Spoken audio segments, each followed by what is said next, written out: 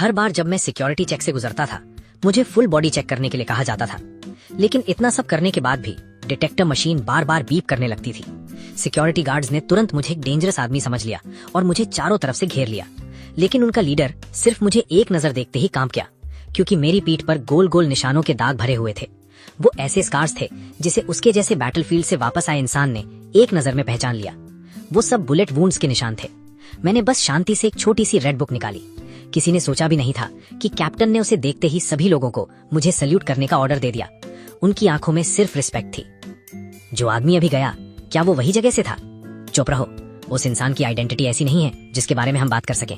याद रखना, आगे कभी भी उनसे मुलाकात हो तो पूरी इज्जत के साथ सल्यूट करना, जरा सी भी बदतमीजी नहीं होनी चाहिए। 10 साल हो गए, आखिर मैं वापस आ गया। पता नहीं मेरी छोटी बहन कैसे जी रही होगी।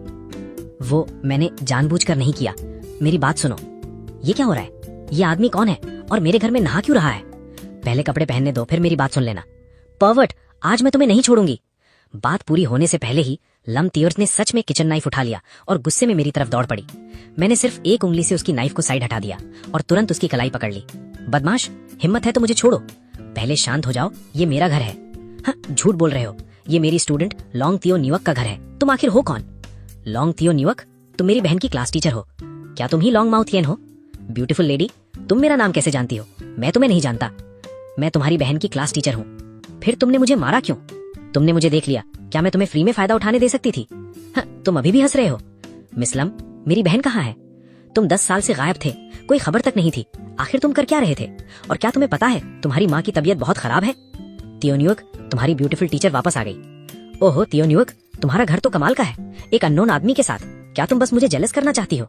ये मेरा घर है, मुझे छोड़ो। छोड़ना है? ठीक है, तुम्हारी माँ के ऑपरेशन के लिए अभी भी 2 लाख युआन कम है तुम्हारे पास?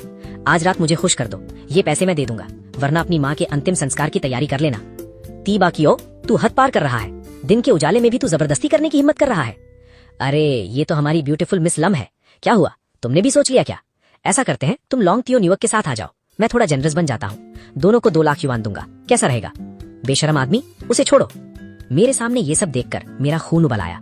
10 साल बाद एक बड़ा भाई बनकर मैं अभी वापस आया था और मुझे ये सब देखना पड़ा। तू कहां से आ गया? क्या देख रहा है?